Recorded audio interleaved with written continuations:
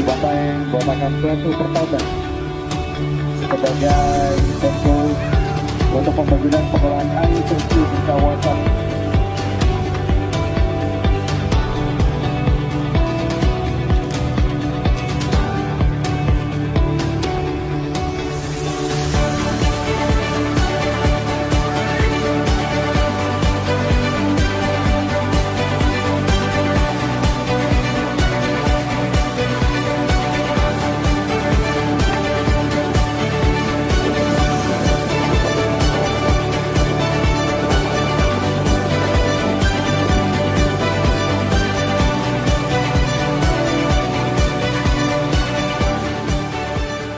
Ya, hari ini kita memulai pembangunan instalasi pengolahan air bersih yang dimaksudkan untuk mencukupi kebutuhan air bersih kawasan industri Bantaeng ini.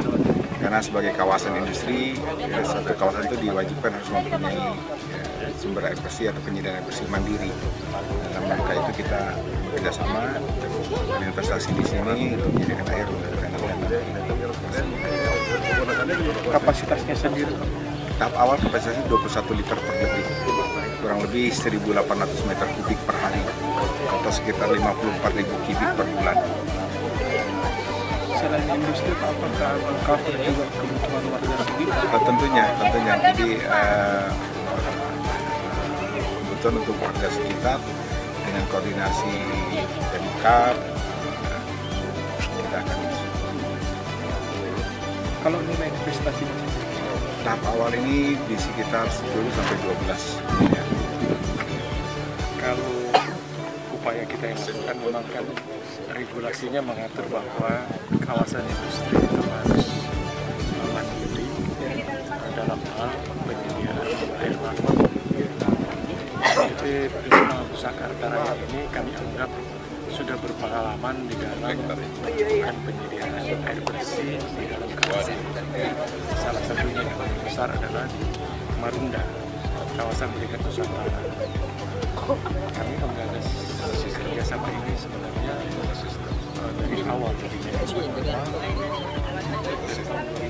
2018. Hari ini kita melaksanakan peletakan batu pertama, tindak lanjut dari kesepakatan yang kita bangun dengan PT Prisma Pusaka Arta Raya. Sejak tahun lalu, beberapa bulan yang lalu, kita melaksanakan hari ini. Ini tentu menjadi harapan kita bahwa salah satu kebutuhan kawasan industri yang paling mendasar adalah tersedianya air bersih.